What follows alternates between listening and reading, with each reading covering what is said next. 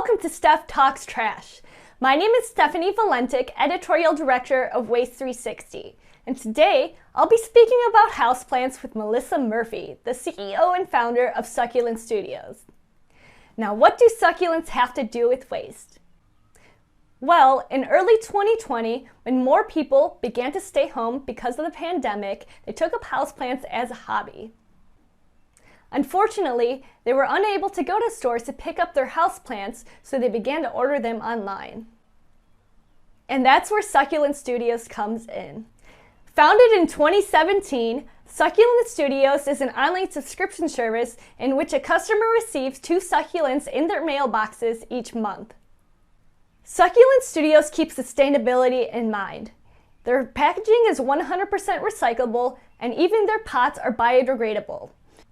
When a customer is ready to replant their succulent, they can simply take their entire pot and put it in the new pot, and it will biodegrade. I'll be speaking with Melissa about the houseplant trend, about the company, and about sustainable packaging.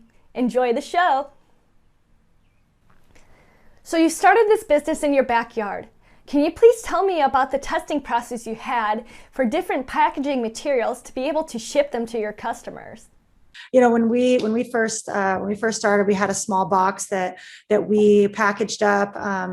You know, we did use plastic nursery pots that we had grown the succulents in. We had a much larger box that came with 3 or 4 different insert pieces. There were we had to use little rope ties to tie the succulents down into the insert pieces, and there was 2 of those per plant, so there was 4 total. And we would very lightly toss the box back and forth to each other to make sure that it would all stay in place, not even taking into consideration that USPS and the mail services are much more like Ace Ventura, and they throw those things and things break. But really after that first iteration, you know, we kind of took a step back and looked at what we were using and what we were disposing of, even and what it took to build the box. And what the extra was even on our side, you know, going into that, thinking about how it would be on our customer side. You know, the plastic nursery pots are not recyclable, and they just weren't, they didn't fit into our whole scheme of, you know, we're selling succulents, you know, we care about the environment. We have young children. It's important to us that the environment, you know, lasts as long as it possibly can for them and their children and their children's children. So that was kind of the main reason we got rid of the plastic piece. And we now use a biodegradable peat pot, Jiffy pot. But just the inserts themselves, you know, looking at the amount of inserts that went into making the box, the first 3 or 4 iterations was, you know, 4 or 5 different elements. And it was a lot for us on the fulfillment side, but also, again, just so much waste. So we brainstormed and tried to come down with the thinnest amount of materials used total, while also giving, you know, our customers what they need in, you know, plant information, stability during shipping, you know, a no waste, all recycle, all compostable option. You know, the only thing in our packaging is a rubber band. And we try very hard in our blogs to show how to reuse those rubber bands, you know, that rubber bands can be used for so many other things. And we're still looking for a solution to get rid of that also doesn't, you know, cause the fulfillment line to totally shatter and cause the plants to break in shipping. So it was quite the fun process figuring out, you know, how to slim down. And we're still trying to figure that out. You know, how to keep the plants safe in shipping, how to get them there, and also how to, you know, reduce just the whole carbon space on the out end when it gets to the customer. Now, have you found that customers are receptive to your recyclable packaging, to your peat, your biodegradable pots? Essentially, what kind of feedback have you received? And is it something that customers are looking for? Yeah, when we switched over from the plastic pots to the biodegradable pots, we had to do some training with our customers to, you know, they liked the pot that it came in, the plastic pot, because they could then go set it right on their windowsill and they wouldn't have to repot it. And the pots that we use are essentially the same. You don't have to pot them. I have more than 30 of them on my windowsill right now that I've had for many months, and I keep watering them, and they degrade very slowly. And so you can sit them in those pots. So there's a lot of training to teach people that you don't have to go out and spend money.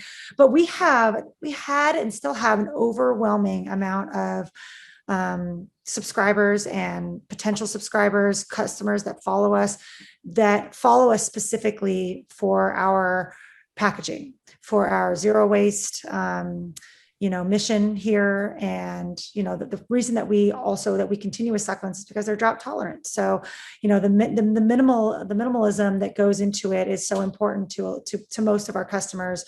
And we do have people reach out to us every day telling us that this was the reason that they either subscribed, or the reason that they follow us even for tips and information about the plants that they already have, just because they love and respect our mission.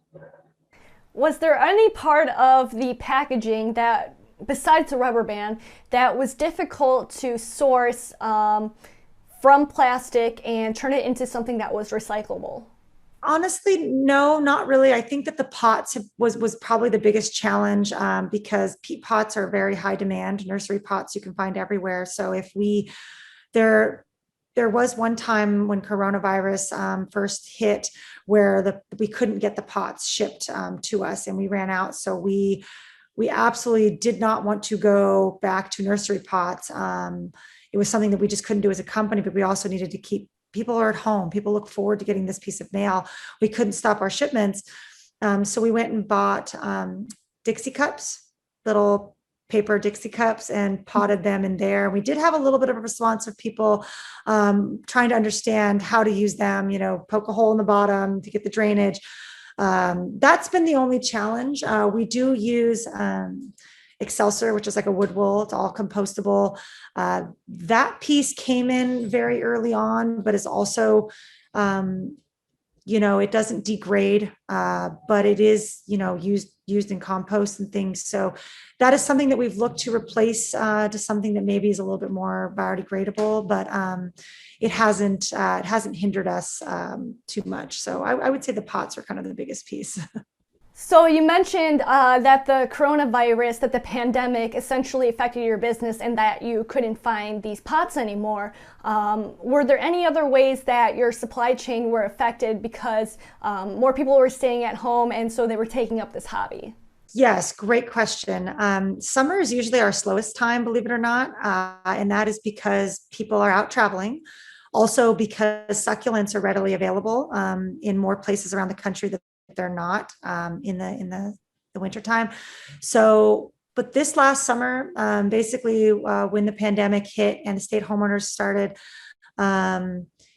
April, May, and June and July were our busiest months that we've seen. They're very comparable to our December months, our holiday months. So we saw a huge rise, which is awesome as, a small business, startup business. I guess we're still in that category. But, it's also hard on the demand because, we're running out of pots. We ran out of, boxes aren't easy to come by because, we've got the box company needs to find cardboard, and cardboard isn't easy.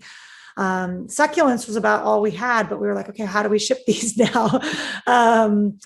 So we did see a pretty big spike. And it's so great because, I think that it gave people a lot more confidence at home to realize that they can, grow succulents on their own. They can build those gardens. They don't need to go into a big, scary department store.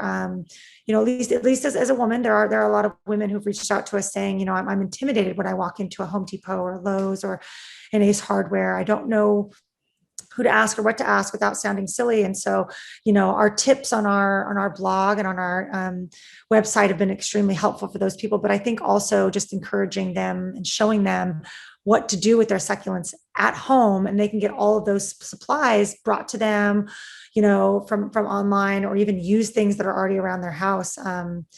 It's been really great to keep those customers, even as they're now venturing back out into the work world as the pandemic's slowing down. So where do you see this houseplant trend going in the future? As I mentioned before, people are home more, so they took up this hobby, and in turn, people are now starting to travel more. And succulents and houseplants are very easy and low maintenance to take care of and require less water. I think that's the best thing about it, is that they're kind of, succulents are, kind of like cats. You don't look at them, you don't feed them much, you just kind of let them do their thing. And, now that the coronavirus is kind of, you're right, subsiding, and people are getting back into their routines, it's allowing people to take a step back. Actually, we're getting a lot more gift orders, with people sending love through the mail. Welcome back into the workforce. I've seen some notes like that. Welcome back to school. Keeping you company while you're at home, as people are still looking for jobs and things. So I foresee the trend staying. I mean, succulents are kind of a staple, as I think our society all over the country is becoming a lot more earth conscious, a lot more water conscious. Sustainable living is a lot of our Gen Zers and the younger generation, as they're growing up, that's I think the overwhelming majority. And so conservation and less packaging, and basically everything that our mission is about, is I think what will keep us going, not only in the fact that the succulents are just so dang cute, and people want them, and they're a trend. So I don't see us slowing down.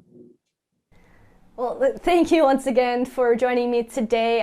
Do you have any final thoughts on succulents or sustainability, or your mission to provide this product to your customers in a sustainable way? The number one question that we get for beginners is that they're scared that they don't know how to take care of them, or that they'll kill them, and that they overwater things, other plants. They haven't been able to take care of other plants, and succulents are so much different than houseplants. Houseplants, you need a green thumb for. You need to be able to water them all the time and maintain them.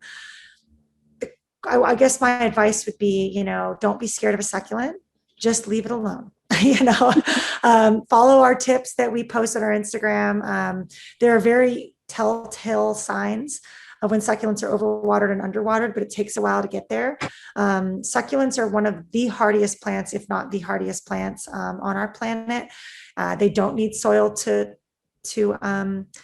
grow. They can be out of their soil for many weeks. You can rip all of the leaves off of them and create your own plants. It's called propagation. And so I always tell my customer service team to let our customers know, like, hey, don't be scared to hurt it. Don't be scared if a leaf falls off. Don't be scared to maintain these plants. They will love you back if you just give them just a little bit of love and kind of leave them alone. And you can keep living your sustainable life. Give them a little bit of water, and that's it. Thank you once again for joining me for this episode of Stef Talks Trash.